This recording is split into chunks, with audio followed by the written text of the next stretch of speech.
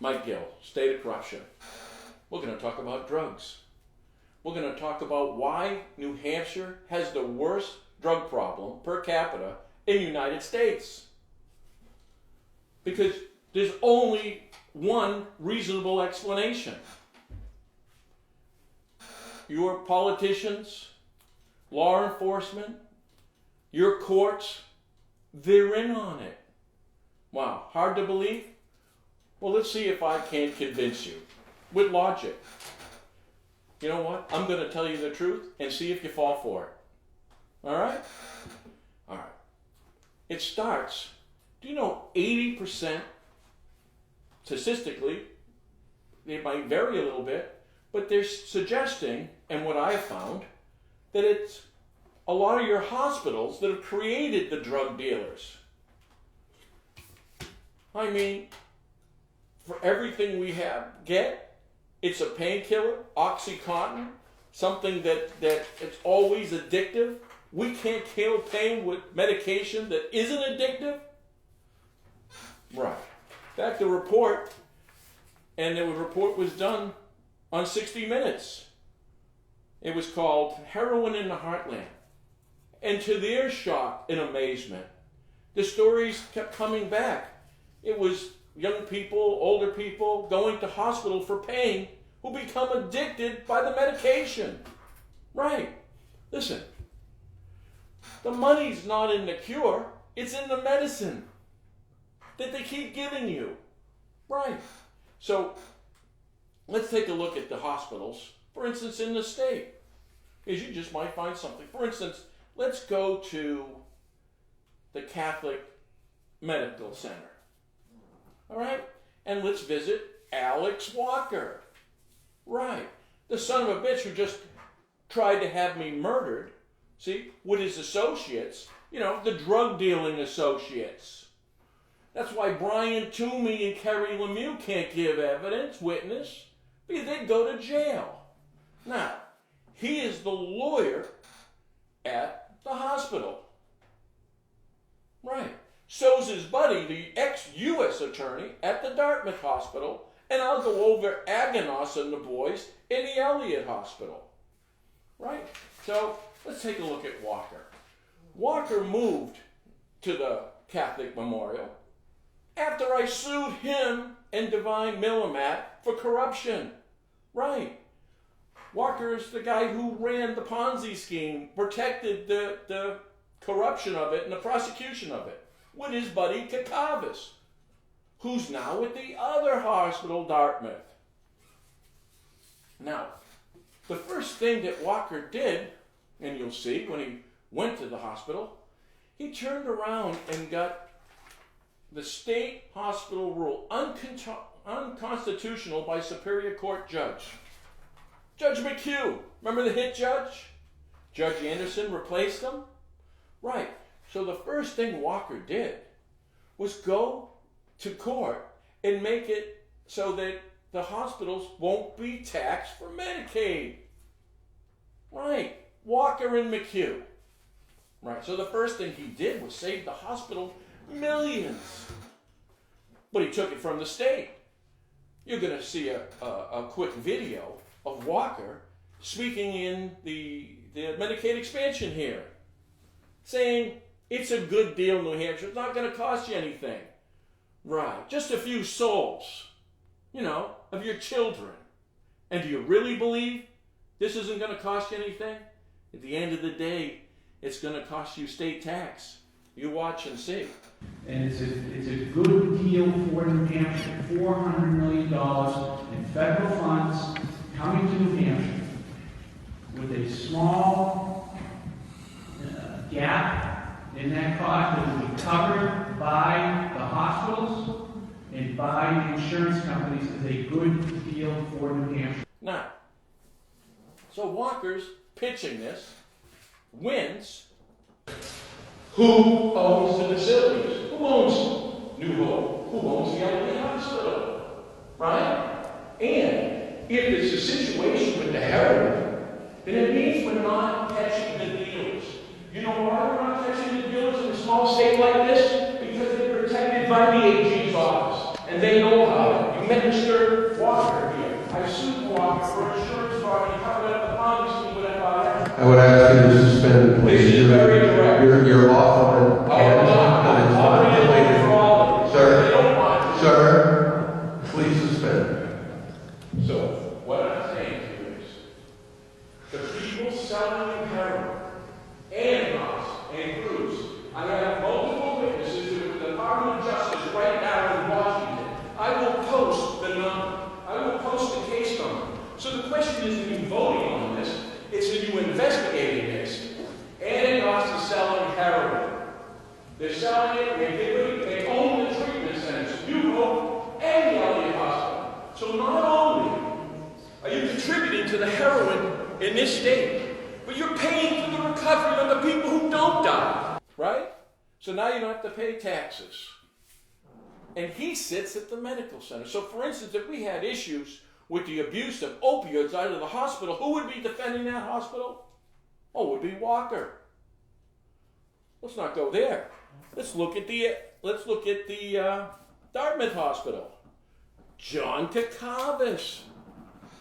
He's named Chief Legal Officer of the Dartmouth Hospital. So the president of Divine Millimat goes to work for the hospital. Really? He always worked for the hospital. He always protected them. The U.S. attorney now protects them from the Dartmouth. What are they protecting from?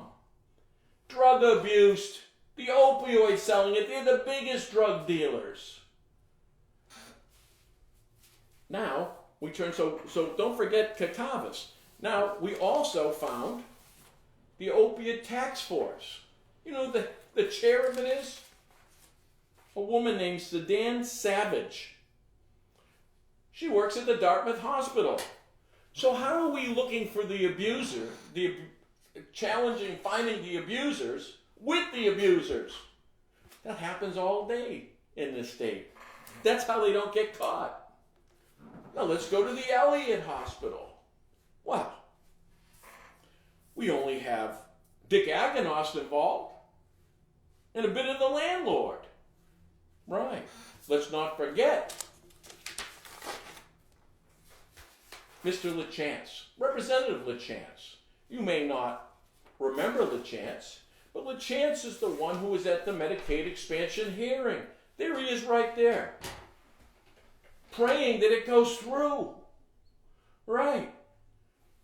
Because he's the guy who initiated the bill. A freshman rep who only sits on the board of the Elliott Hospital. Are you getting an idea here? Right. And the schlub was also a Bedford cop. And we can't find any more corruption outside of Manchester than Bedford. Right? We remember the meeting with the Bedford cops, the secret meeting? Well, they went right back to the drug dealers. Right? And they brought it up in court. See? See how it's all connected? And then, it's a good thing we got the Attorney General's office. Foster's working on it, right? Here's the title, Attorney General accuses drug company of blocking opioid probe. He is the cover guy. He's full of shit. He's the one covering it up. And I had a call recently from the Justice Department in Washington told me to stay on the AG's office. You know what it just came to me? Came to me that Foster is covering it up and the Department of Justice in Washington knows it. And they're even sicking me on him. Hey, listen, I didn't need any help, and you didn't give us any help, but we'll take care of it ourselves. You know, the people of New Hampshire who are sick and tired of having its citizens die of overdoses and the criminality throughout these hospitals, right? That's what's doing it. Let's talk about the drug dealers that I'm fighting in court now. Who's representing them? Steve Gordon. Get a little clip. You know, of he's escorting the Aganos boys out. Right. We don't want them to say anything, right? And then he goes on to threaten my 5-foot camera woman. And get him. See that? That's right. See? Go ahead, get him. Don't forget to miss this face. There you go. Boy. What's your name? Larry David. None of your business. It's none That's of your your business name. what my name is. How's that? All parties counsel. Yeah, you think that's funny, huh? How about primary jury? How about that secret grand jury? I got all that. The first request got denied, didn't it? Huh? Yeah. Hey, I'm gonna depose your boyfriend too. That's who Steve Gordon is.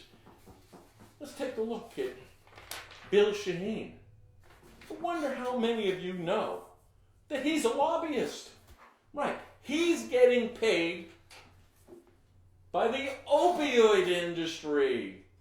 Right. That's how he cashes in. That's Gene Shaheen being the senator. Right. That's before the governor. Shaheen and Gordon. You don't think that Billy Boy's doing it for free, do you? Right. He's only the lobbyist for the insurance business, too. Insurance and drugs.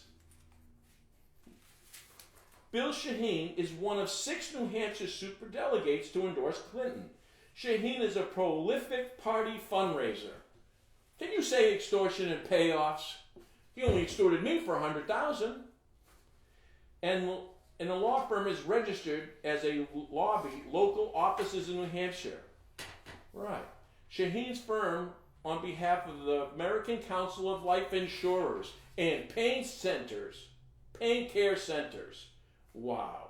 And he's noted as 8 of the 10 most prolific opioid prescribers in New Hampshire Medicaid program.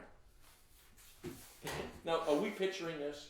Shaheen and Gordon is in court with the street dealers, right?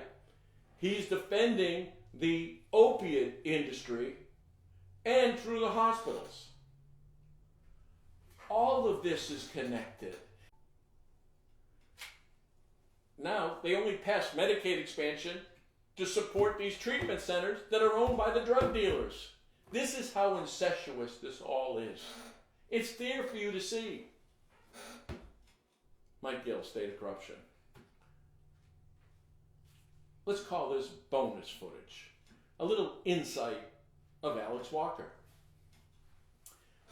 Alex was my attorney for many years. In fact, I took him one year to the Breeders' Cup in California. I had a horse race called Forest Music. She didn't win, and I bet most of my money on her. And it was race number 3. So we're pretty much, I had $2,000. You ever watch the movie Let It Ride? Richard Dreyfuss. Love that movie. So you know what I did? I let it ride. You know what I did? I picked 7 winners in a row. That 2,000 turned out to be 139,000. The last race, the classic, I bet it all. I even remember the horse's name now. Perfect Drift. Finished 3rd, lost by a neck. Right? Bet it all. I would have won over $500,000. We were all leaving. I had taken friends and family, and I took Walker. And we're all leaving, and Alex asked me for 1 minute. I'm thinking he's going to the restroom. So we're all waiting for him. But I notice he goes to the window to cash a ticket. I just bet $139,000. And I get behind him without him knowing it. Do you know the son of a bitch bet $10 on the winner? Right. That's Alex Walker. Mike Gill.